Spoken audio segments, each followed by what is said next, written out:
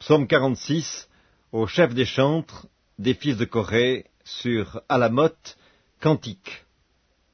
Dieu est pour nous un refuge et un appui, un secours qui ne manque jamais dans la détresse. C'est pourquoi nous sommes sans crainte quand la terre est bouleversée et que les montagnes chancellent au cœur des mers, quand les flots de la mer mugissent, écument, se soulèvent jusqu'à faire trembler les montagnes. Il est un fleuve dont les courants réjouissent la cité de Dieu, le sanctuaire des demeures du Très-Haut. Dieu est au milieu d'elle, elle n'est point ébranlée. Dieu la secourt dès l'aube du matin. Des nations s'agitent, des royaumes s'ébranlent. Il fait entendre sa voix, la terre se fond d'épouvante. L'Éternel des armées est avec nous, le Dieu de Jacob est pour nous une haute retraite. Venez contempler les œuvres de l'Éternel, les ravages qu'il a opérés sur la terre. C'est lui qui a fait cesser les combats jusqu'au bout de la terre. Il a brisé l'arc et il a rompu la lance. Il a consumé par le feu les chars de guerre. Arrêtez et sachez que je suis Dieu. Je domine sur les nations, je domine sur la terre. L'Éternel des armées est avec nous. Le Dieu de Jacob est pour nous une haute retraite. Psaume 47, au chef des chantres, des fils de Corée, psaume. Vous tous, peuple, battez des mains, poussez vers Dieu des cris de joie, car l'Éternel, le Très-Haut, est redoutable, il est un grand roi sur toute la terre. Il nous assujettit des peuples, il met des nations sous nos pieds, il nous choisit notre héritage, la gloire de Jacob qu'il aime. Dieu monte au milieu des cris de triomphe, l'Éternel s'avance au son de la trompette. Chantez à Dieu, chantez, chantez à notre roi, chantez, car Dieu est roi de toute la terre, chantez un cantique. Dieu règne sur les nations, Dieu a pour siège son saint trône. Les princes des peuples se réunissent au peuple du Dieu d'Abraham, car à Dieu sont les boucliers de la terre, il est souverainement élevé. Psaume 48, cantique, psaume des fils de Corée. L'Éternel est grand, il est l'objet de toutes les louanges, dans la ville de notre Dieu, sur sa montagne sainte. Belle est la colline, joie de toute la terre, la montagne de Sion. Le côté septentrional, c'est la ville du grand roi.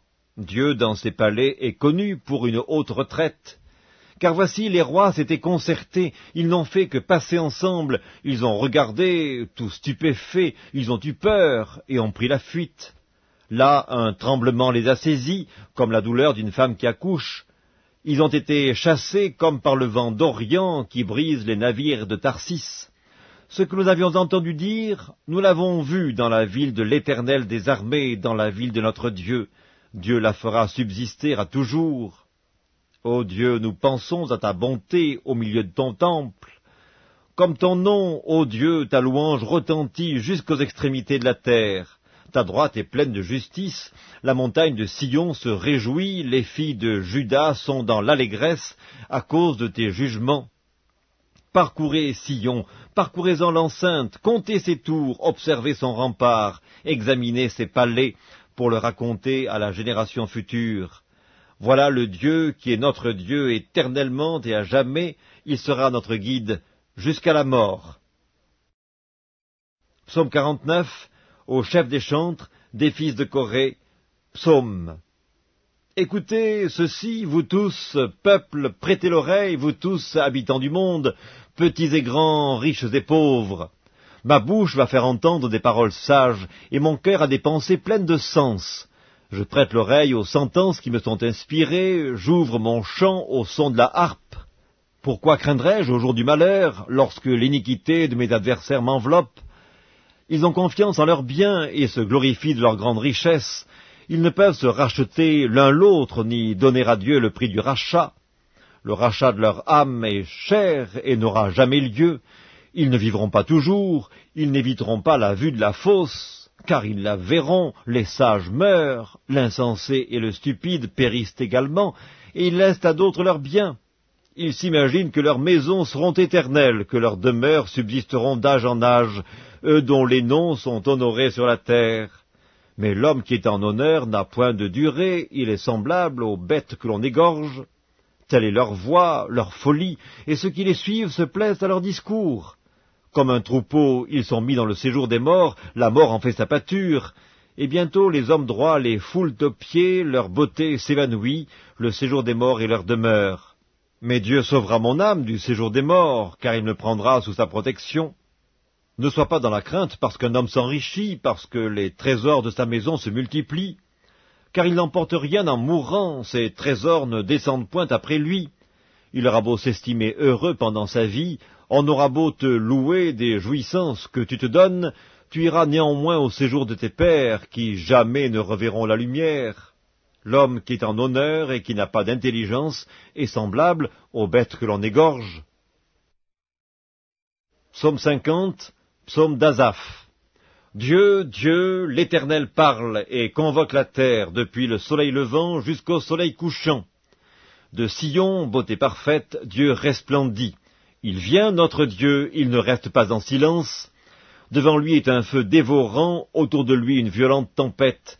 Il crie vers les cieux en haut et vers la terre pour juger son peuple. Rassemblez-moi mes fidèles qui ont fait alliance avec moi par le sacrifice, et les cieux publieront sa justice, car c'est Dieu qui est juge. Écoute mon peuple et je parlerai, Israël, et je t'avertirai, je suis Dieu, ton Dieu. Ce n'est pas pour tes sacrifices que je te fais des reproches, tes holocaustes sont constamment devant moi. Je ne prendrai pas un taureau dans ta maison, ni des boucs dans tes bergeries, car tous les animaux des forêts sont à moi, toutes les bêtes des montagnes par milliers. Je connais tous les oiseaux des montagnes, et tout ce qui se meut dans les champs m'appartient. Si j'avais faim, je ne te le dirais pas, car le monde est à moi et tout ce qu'il renferme. Est-ce que je mange la chair des taureaux? Est-ce que je bois le sang des boucs? Offre pour sacrifice à Dieu des actions de grâce, et accomplis tes vœux envers le Très-Haut. Et invoque-moi au jour de la détresse, je te délivrerai et tu me glorifieras. Et Dieu dit aux méchants, quoi donc? Tu énumères mes lois, et tu as mon alliance à la bouche, toi qui hais les avis et qui jettes mes paroles derrière toi. Si tu vois un voleur, tu te plais avec lui, et ta part est avec les adultères. Tu livres ta bouche au mal, et ta langue est un tissu de tromperie. Tu t'assieds et tu parles contre ton frère, tu diffames le fils de ta mère. Voilà ce que tu as fait, et je me suis tu. Tu t'es imaginé que je te ressemblais, mais je vais te reprendre, et tout mettre sous tes yeux. Prenez-y donc garde, vous qui oubliez Dieu, de peur que je ne déchire, sans que personne délivre. Celui qui offre pour sacrifice des actions de grâce me glorifie, et à celui qui veille sur sa voie, je ferai voir le salut de Dieu.